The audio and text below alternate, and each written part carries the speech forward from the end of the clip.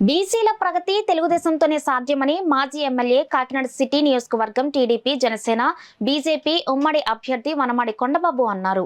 కాకినాడ 10వ division దుమ్మలపేటలో Jai Ho BC కార్యక్రమాన్ని నిర్వహించారు. ఈ సందర్భంగా కొండబాబు మాట్లాడుతూ బీసీల కోసం అనేక సంక్షేమ పథకాలను గత తెలుగుదేశం ప్రభుత్వం అమలు చేసింది అని అన్నారు.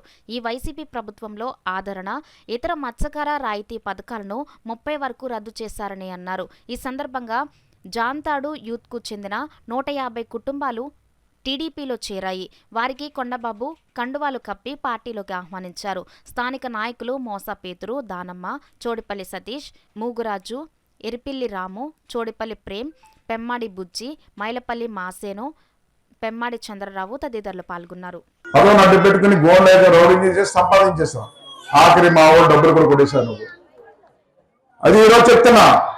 అలాంటి ఓన్ చేసిన మళ్ళీ రిగ్గులు ఇక్కడ వస్తాయి, మన టైంలో మళ్ళీ వేయడానికి వస్తాయి.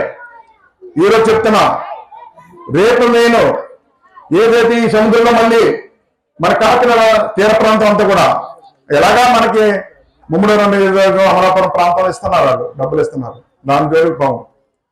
మళ్ళీ మన కాకినాడ పార్లమెంట్ లో త్వరలో వెయ్యాలని చూస్తున్నారు. ఇక్కడ రిగ్స్ అన్ని కూడా ఓన్ చేసి వాళ్ళు వచ్చి చెయ్యాలని చూస్తున్నారు. అక్కడలాగే చేయడానికి వస్తారు.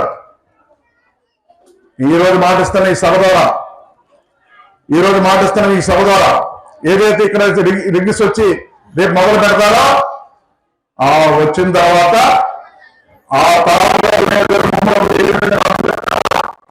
ఇప్పించే బాధ్యత కొండవాళ్ళు తీసుకునే ప్రతి ఒక్కరికి రావాలి. ఇక్కడ కూడా కాదు, తుడి వరకు ఉన్నట్టు ఉంది మన వాళ్ళందరికీ కూడా. కాకినాడ పార్లమెంట్ అంతా కూడా ఇప్పించే బాధ్యత ఈ కొండబాబు తీసుకుంటారని సందర్భంగా తెలియజేస్తున్నా.